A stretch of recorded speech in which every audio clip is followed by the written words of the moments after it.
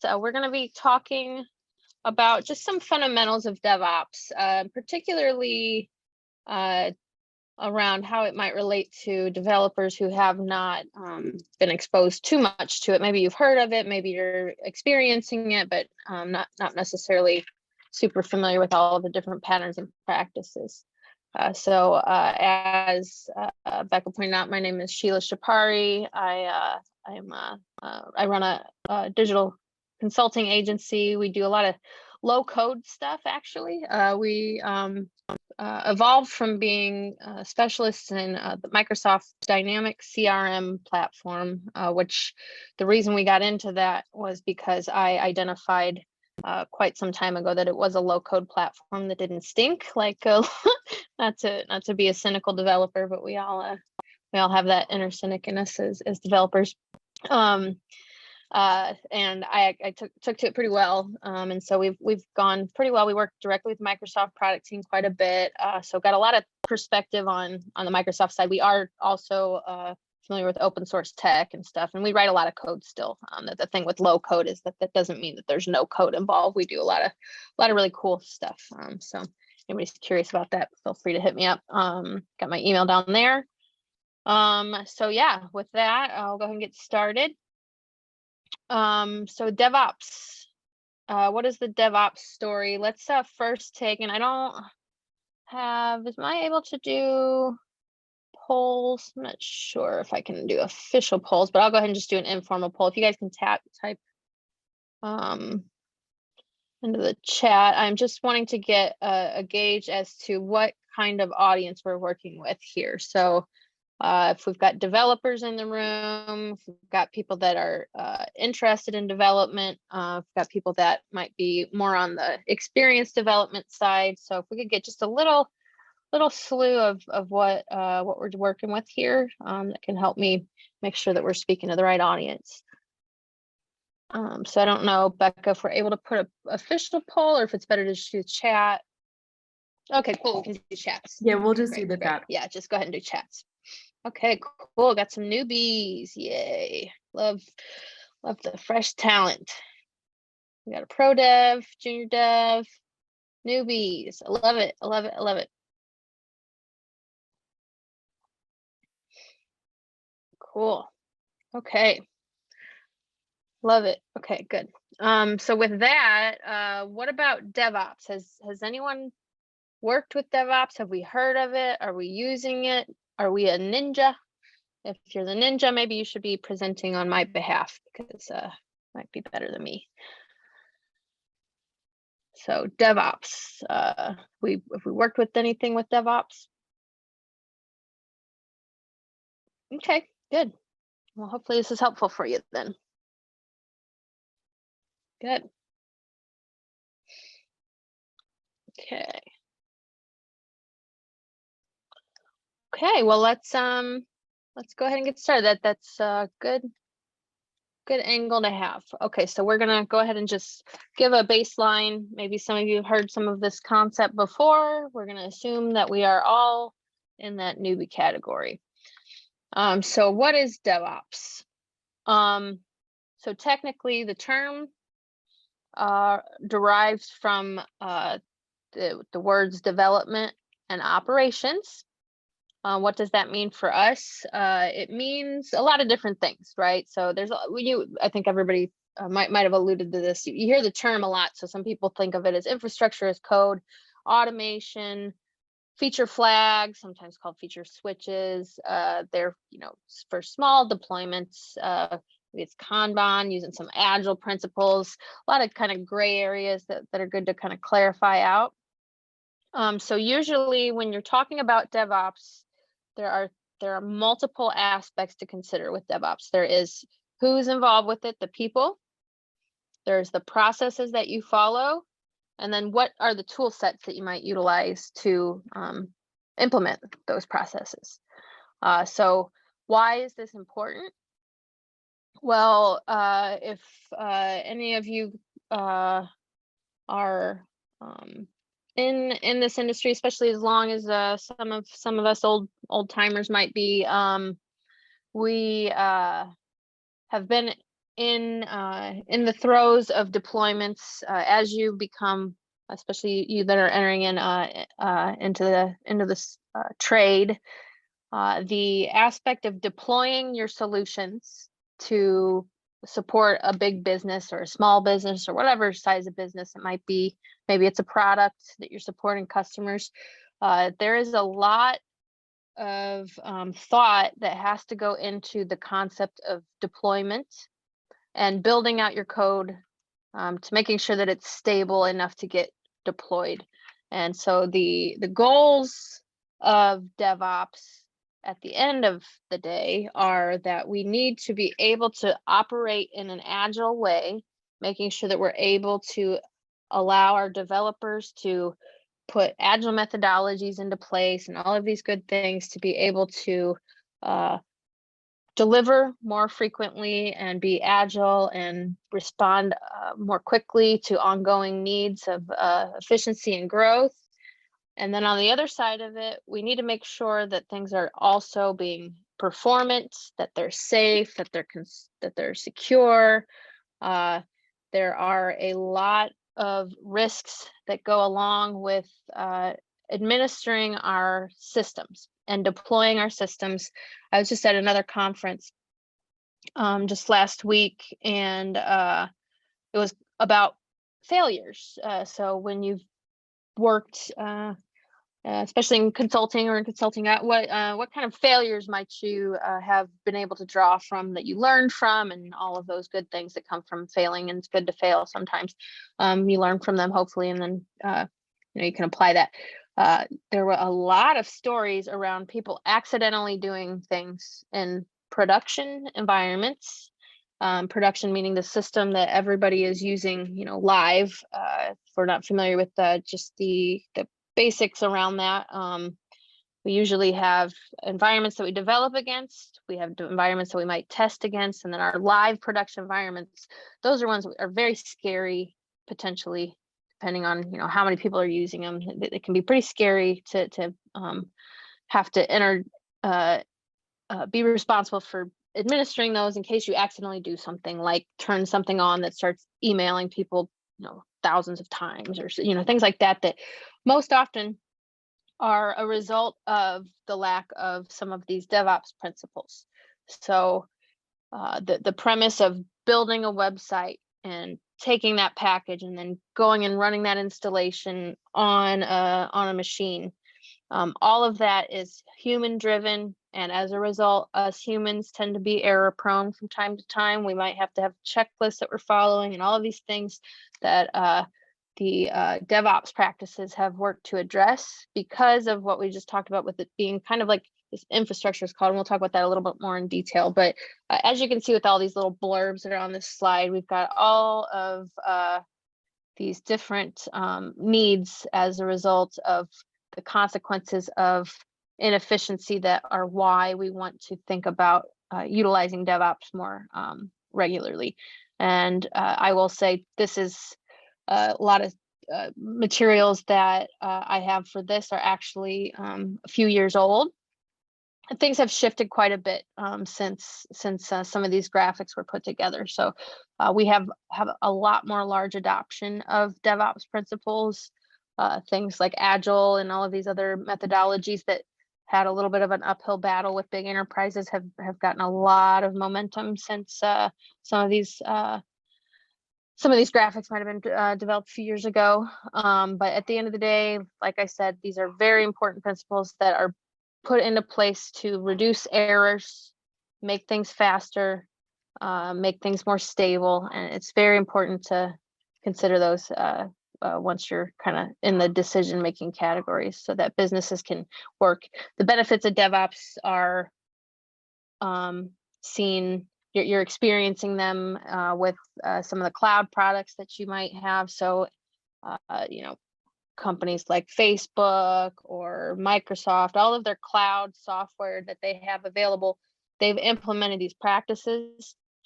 And if you get to the holy grail of this practice, that means that you're able to release every sprint if you're using Agile and you're building your work into sprints. That means that every sprint you have new working code that can be put into your live environment, and that's why companies are able to iterate really quickly now on putting new features and enhancements into their systems. So yeah, best benefits that we have, lots of competitive advantage. You're able to deploy things way faster because you have all these automated things available to you. You don't have to work with, IT teams necessarily. Their network infrastructures, a lot less failures because it's less error prone, and you're able to focus on doing more development because you aren't busy managing your deployments all the time. So conceptually, that all sounds great. What are we talking about though? What would it mean to be a DevOps engineer? If I wanted to go in and specialize in this practice and do this work, what might I be concerned with? I'm concerned with managing my infrastructure as code, managing continuous integration, managing automated testing, continuous deployment, my releases. Sometimes those go all into the same bucket. And I might be working around making sure that I'm performing appropriately with all my apps and making sure that I'm making necessary adjustments of that, putting more testing and resolving with load testing and scaling my environments. All of this built more on cloud principles. So you can employ DevOps into any environment, even if you're not in the cloud, because we still have a lot of systems that are not on the cloud. So it's still important to think about those too. But a lot of these environments that we're able to do things in, because they're in the cloud, you have all of these facilities that you don't have to worry about a lot of the things that you might have had to worry about since then. Not to say that you shouldn't know about those. So for example, what I just heard about needing to know about databases. A lot of these utilities, a lot of these platforms that we have now in the cloud, or even in here, they might have a database under the hood, but you might not ever need to even look at it because it's all been abstracted away. That doesn't mean you shouldn't know about how they're built. The same as fundamentals are important for anybody to know, so that's a good thing to know. So getting a little more into what each of these bullets might mean, I'll go into some of these. I'm not going to go through all of these. We don't have a ton of time, and I want to actually show you some practical hands-on stuff as well. But basically, when we're talking about infrastructure as code, what we mean about that is instead of me going and clicking a wizard to install a piece of software and doing all of the administration of user security and all the stuff that needs to be done to set that system up, I have code that will actually represent that deployment for me, and it will do it, and I can just click a button. Or if I've gotten to a place where I can do continuous deployment, I can actually automate all of that once I'm ready to go. So once I've put enough things that have been tested into a system, I can just automatically deploy that. How we do that is by utilizing a concept called continuous integration.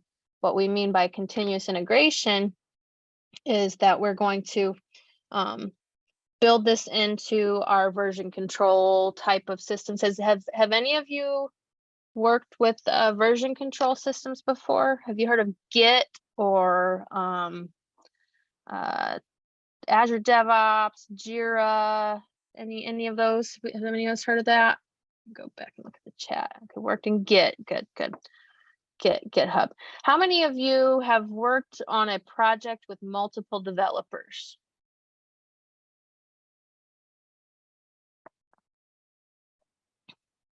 Okay, we've got Christine has, Miriam has, Edna. Okay, so all of us looks like we've had some experience with that. So if you have, then you probably understand how important and valuable it is to have these version control systems in place.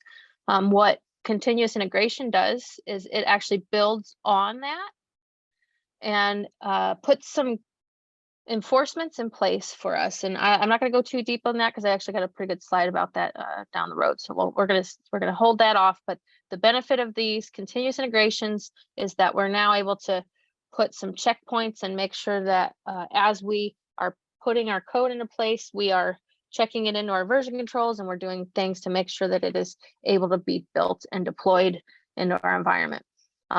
We can also put things like automated testing in place. to ensure that things are getting tested. And that is another thing where it can be a time-consuming, tedious thing. If I update my software, ideally, I'm going back and testing out the whole thing in case I introduce what we call a regression. Maybe something broke and I need to go back and fix something that I didn't mean to break, but I accidentally did. We have all these tools to help us with that. Continuous deployment, release management, pretty straightforward, as are these kind of other things with monitoring. So those are our basic topics, each of which is a pretty big domain on its own. You can have a whole career focusing solely on DevOps work if you would like. So that's kind of the benefit of it, and as it applies to developers, I'll loop that in as we get into some of these pieces. So our goal right now is just to understand 100 level, what are we working with from a people, process, what is the business value, why do businesses care about DevOps? We've talked about that. We'll dive in a little more onto these 200 level practices of what does it mean to have infrastructure as code, continuous integration. And as you're building your maturity with these things, that's kind of the next step of that. And then once you get more conceptual understanding of it, actually putting those things into practice, there are a lot of different utilities. I'll give you a list of them. But all of these different tool sets that we have available to do what I just said, because if we're using infrastructure as code, doing all of that stuff probably means there's some kind of tech stack that we're working with, right, where that's necessary. So with that, infrastructure as code, what I just mentioned, traditional infrastructure deployment, graphical user interfaces. Maybe there's some scripts that I'm running in a command line, platform specific. Maybe I'm running some bash scripts or some command prompts or PowerShell or shell scripts, something like that. But those things can be very manual and time consuming, error prone, not consistent. Everybody might do it a little differently.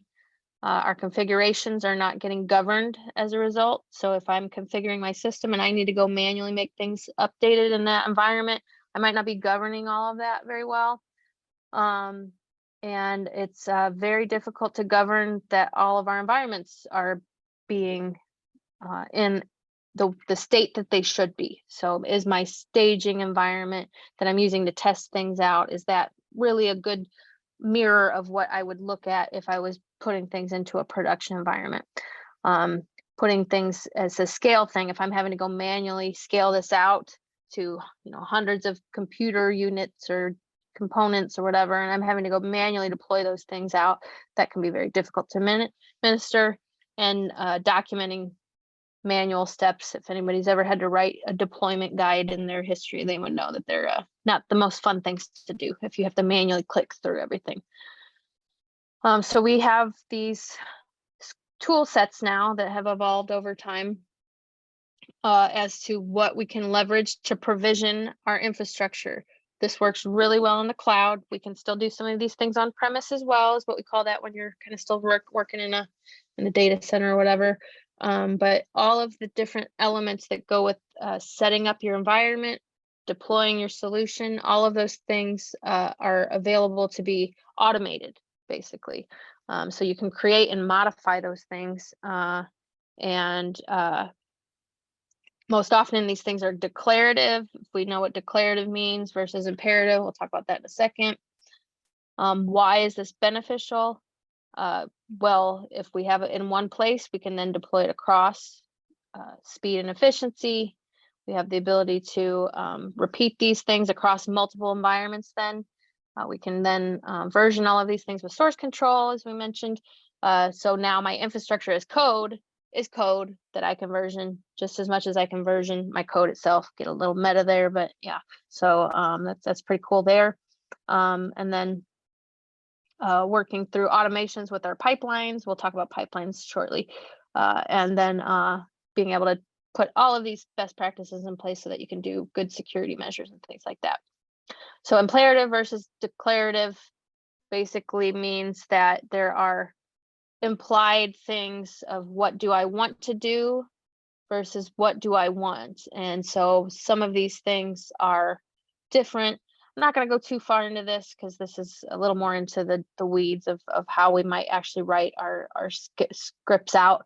But basically with imperative versus declarative, you're wanting to build out kind of a to-do list of what I want to do versus here's the output.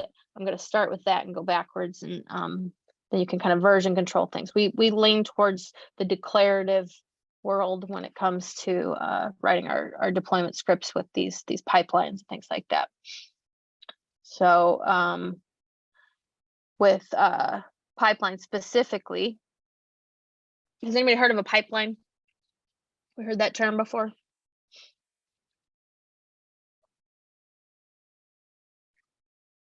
So what would you, if we want to volunteer to answer, what do we think a pipeline is?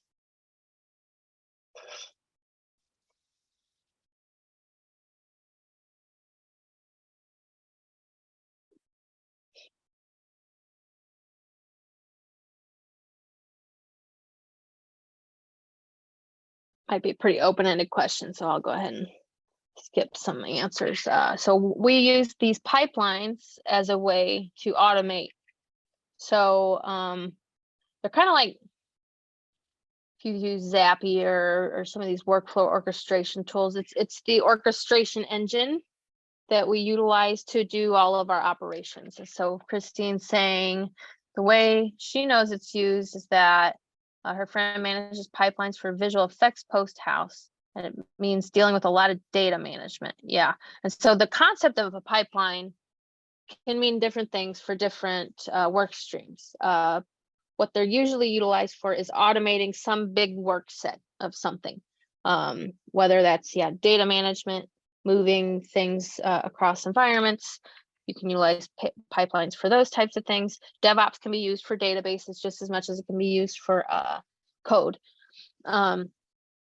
So they're basically just a way to orchestrate and put components into place to allow you to develop these deployment engines and automate not only the deployments, but the builds, tests, making sure everything is working fully before it gets out into one of those deployment stages. Some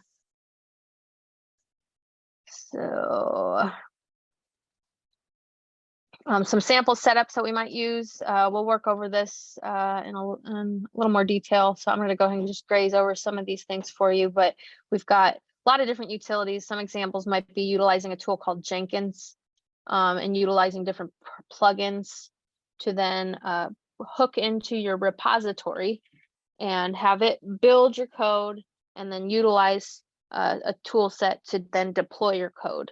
And using, if you're deploying code, you might need to be, representing yourself as a specific user and all those types of things. So this one's very specific to Jenkins example. So we'll go ahead and just graze over this because what I'm going to do instead is show you some of the tools that we have in Azure DevOps so you can see some more of the real world stuff versus looking at a slide here. So that's infrastructure as code. That's how we consider that. You can write pipelines in a number of different languages. There's a lot of different ways to do those. And so that's that concept. Moving forward, we move into continuous integration, continuous delivery, continuous deployment. So those are the three main concepts. Once you have built these things to then do these things for you, you've built your pipeline that can build your code and test your code. Now we need to utilize it. How are we going to do that? We're going to do that with continuous integration. So as you're building things out in a life cycle, as we call it, there's planning out your work, writing the code, building the code, testing the code, releasing the code into a package, deploying it out, and then putting it into an operation. All of that can become a continuous automated cycle where things just kind of run themselves. Pretty cool. So what is continuous integration? It's a process of automatically building and testing our code every time that a team member commits code changes to version control. So depending on how evolved you are, this might be via a pull request or these other different mechanisms that we have. But once you commit your code to a specific branch of your repository, that is going to trigger an automated build system to then make sure that it compiles. And maybe you have automated testing in there as well. Make sure that those automated testing passes as well.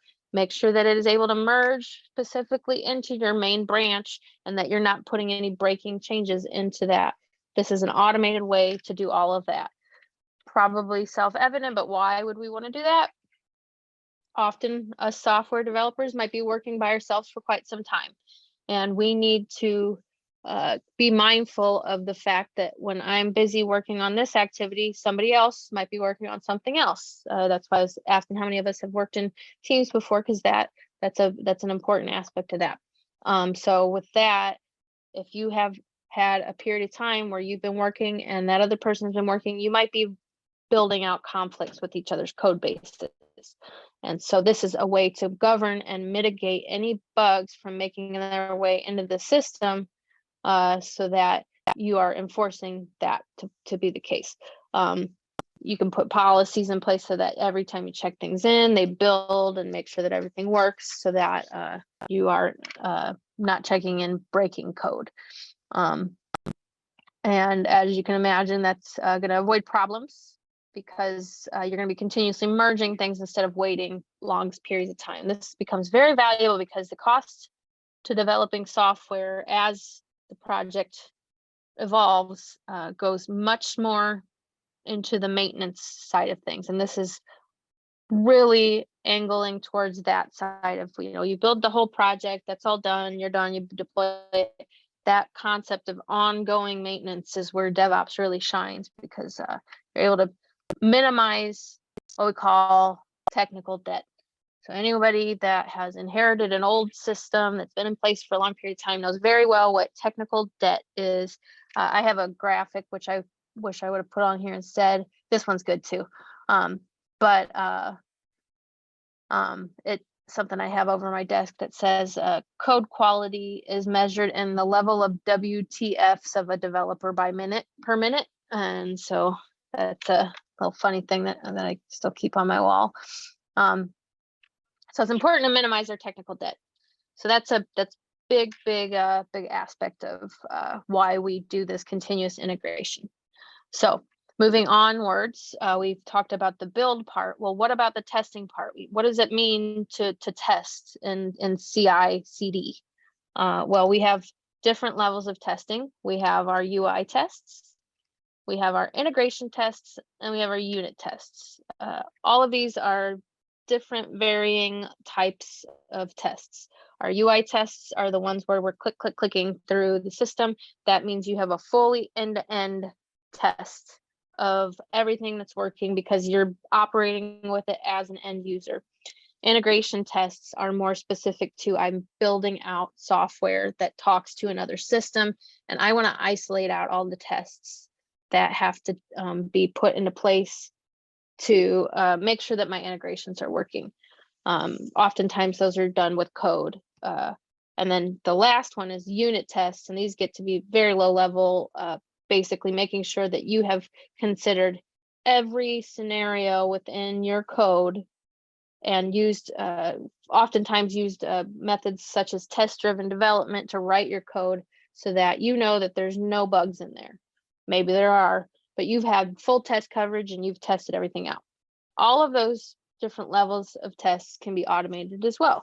So that's what's pretty cool about it, is not only do you get the validation of my code builds, now I know it actually works. It's not just building, it's working.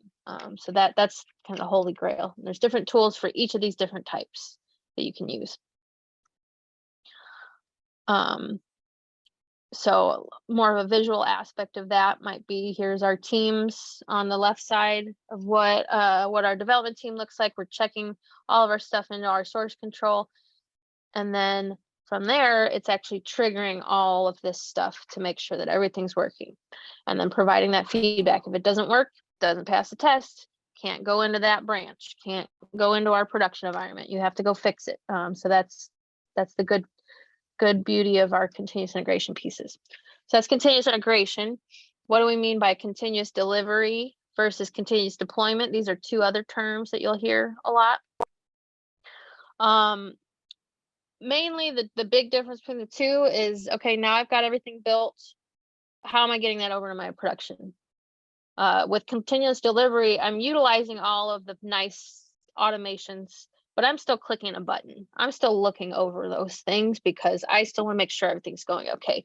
Once you reach a certain level of maturity though, and you know everything is working and you know your pipelines are solid and everything's going good, you could get to a place where everything's just automatically going out. Once it hits that main branch or that master branch, as we call them, that means it's ready to go into production. It's just going to go as soon as it hits there. It's going to go. And so those are all of the different kind of utilities that we have. So with that, I want to get a little more into the specifics on what types of tools we have available for these things, and where we might be able to get a little more hands-on with this stuff if this interests you a little more. So lots of different moving parts to manage. We're basically building a tool set that's automating everything in the entire ecosystem of our world, which is not only our code, it's our deployment stuff too. So how are we automating deployments of our Salesforce applications or our different website applications? All of these things have their own specific technologies. So it can be a little overwhelming when you think about it at first, but basically they're all kind of put into specific categories. So we've got at the top level, what are we using to monitor our environments and our deployments? If we're in that automated continuous deployment, well, we need to monitor it. We need to make sure everything's going well. So we've got certain products that are really good at that. Certain products that are really good with orchestrating our environments for using containers, if you've heard of those. We have our configuration management of our environments. What are good utilities for that? What are we using to deploy? What are we using to build and do our continuous integration? What are we using to run our automated tests? What are we using to make sure our code looks good? So one we didn't talk about, you can actually have it analyze code, make sure that it looks good, make sure it fits your code standards and all that. You can put that into your continuous integration. What are you using to actually compile and build that code? And what are you using for your software repositories? Now you'll notice this is only a small subset, and I don't even have any of the Microsoft stuff, which I'm going to demo to you guys on here, minus that little Azure thing on the side. But so a whole slew of tools, not even scratching the surface on this. There's a lot more that exists out in the ecosystem, but at the very least, getting a little more detailed on it, and then I'll go ahead and peel back some of the specific onion stuff. I'm sorry, this is a little blurry. Some of the examples we have for source control. We're going to talk about GitHub. Azure DevOps has that aspect of it. There's one called Subversion. It's not used quite as often. Maybe it is, maybe just not in our world. Bitbucket, bunch of other ones. So lots of different source control places. You guys sound like you've used Git, so that's kind of become the de facto standard. I haven't really interfaced with many of these other ones since Git has taken over the world. We used to use one called Team Services, Team Foundation Server back in the day with Microsoft stuff. That one has since pretty much been retired. You can still use it, but nobody really does anymore. Database automations, what are we using for that? Got a lot of different utilities to put DevOps into database worlds as well. So if you're interested in that piece, these are good tools to look at on that front. Continuous integration. This one is the one that we're going to peel back. What is called VSTS in here is now called Azure DevOps. So we're going to talk about that one. But Azure Web Services has their own very standard one that is utilized. It's called Jenkins. Bamboo is very common. Have not used TeamCity, but I'm pretty sure that one's pretty well known as well. Then we get into our testing pieces. Now remember, there's different levels of testing, and there's different categories of tests. So what are we using for unit tests? We might use something like JUnit if we're doing Java, NUnit if we're doing .NET. There's lots of different unit testing frameworks out there. UI level, we might be using a tool called Selenium to actually basically have a computer click through your website for you. SOAP UI is another one that you can use for more like integration test type of stuff. Lots of different tools out there. Cucumber is another one that's really good. Configuration management, talked a little on this, but yeah, this is where we can have our configuration automated across our different environments. I've personally used Puppet, which is a really good one. Lots of other ones out there though. And then as far as deployment goes, we have all of the other automated tools that exist to help with those automations. One on here that I've used specifically is Octopus Deploy. That one's a good one. We work in Azure DevOps a lot, so they actually kind of bake all of this stuff in, and you don't have to use all these different tools. So talk about that a little bit with you. So I'm going to go ahead and click over now into some demos. But before I do that, I want to go ahead and just show some resources. If this is interesting to you and you want to learn a little bit more about it and what it might benefit as a developer, the importance around this, you might not be involved with being in charge of these things, but the philosophies of having good quality deployments and code and all of these things are very important to learn right up at the beginning, because especially if you're working in a larger environment, you're going to be conforming to these processes within whatever kind of policies your organization has. So it's good to just know what's out there on what each of these things are for. And most developers end up wearing these hats. You end up wearing the DevOps hat as you evolve, especially if you're doing website development and things. It's just we're lazy. We don't like to do the same thing over and over again. If I can write a script to automate things that I don't want to do over and over again, I'm gonna write a script. So that's where pipelines are really great for that. So if you're curious about specifics, I'm getting into the Microsoft stuff because that's where we live. So I'm gonna talk a little more on just diving into that real quick, and then I'll let you guys ask any questions you might have. So let me go ahead, and hopefully that we have minimized the wall of confusion here. And if not, hopefully showing you a little bit of what we have. I'm not going to go too deep on here because we've not got too much time, but I want to talk a little bit on that. So let me go ahead and pull up. Bear with me. I gotta get the.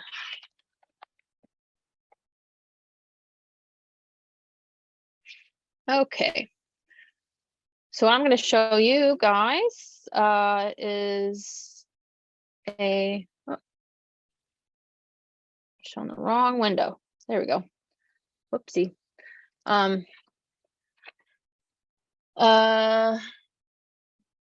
This is Azure DevOps. I don't know if anybody's heard of Azure DevOps. We have the ability to do a lot of different things in here. Is everybody seeing Azure DevOps right now? I want to make sure I'm sharing the right screen. I'm assuming I am, since I think it's the same one. Okay, good.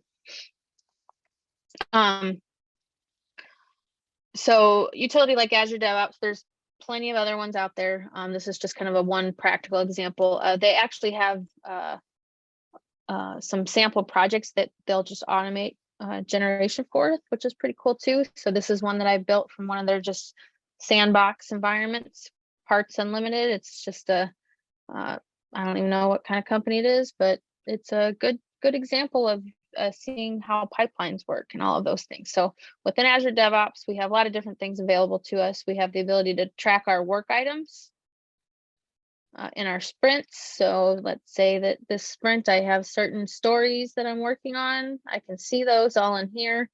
And then where we're more concerned with, other than that, is talking about the repositories, pipelines, aspects of this. So I have my repositories here. Here I might have different branches. Maybe I'm doing a specific branch to build a feature out, and I need to go merge that into my environment. So I'm not sure how many of you have heard of branching strategies, but that's very important when you have multiple people on the same project, being able to put specific branches off into the place that can then get what we call pull requested into our main environments. So this is where continuous integration starts to show up. So behind the scenes, there's a pipeline that was written. This is written in a language called YAML. YAML is a pretty standard instruction language that does that, what I call that declarative way of writing out whatever we need to do to automate our continuous integration. We don't have a pipeline for continuous deployment, but this would be the same type of thing. We would write a YAML script that would then do whatever we needed to do to write our deployments. You can see all these different tasks that you could actually utilize that are just kind of templates to work with on deploying different things out. So deploy, deploy, deploy. So what this does is this just instructs everything to build when this pipeline is run, it's going to go build and build out an artifact of that. So if I were to go run this, like this one was run, you'll see that different artifacts are actually built in here. So here's a drop that this artifact did. Here's the website.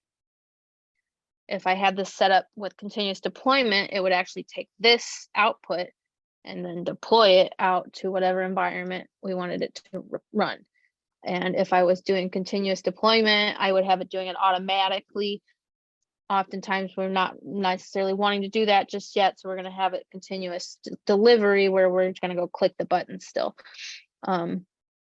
But that's an example of what a pipeline would look like. And then if I were to go see what that might look like in practice, if I were to go to my repository and say I want to do a pull request, let's just see what's in here. So yeah, if I had this branch has this files and I want to pull request this into my master branch, I want this to go into production, so I'm going to push this into my master branch.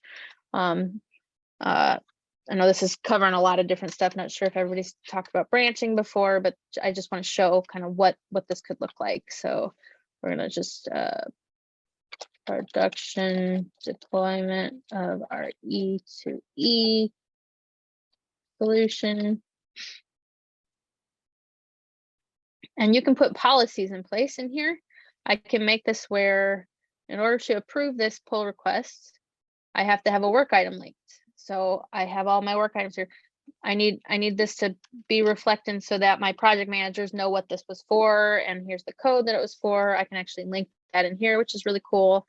I'll put other different policies in here. But when I create this, you'll see there's a policy. I need a work item link. I don't know what I'm going to work item link, but we're going to go ahead and just put it. We're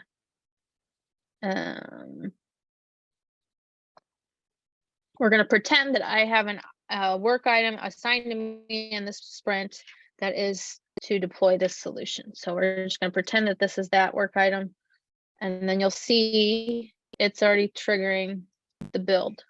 It's going to wait for that to merge, and then it's going to trigger that off. Now this is telling me right here, I got a merge conflict.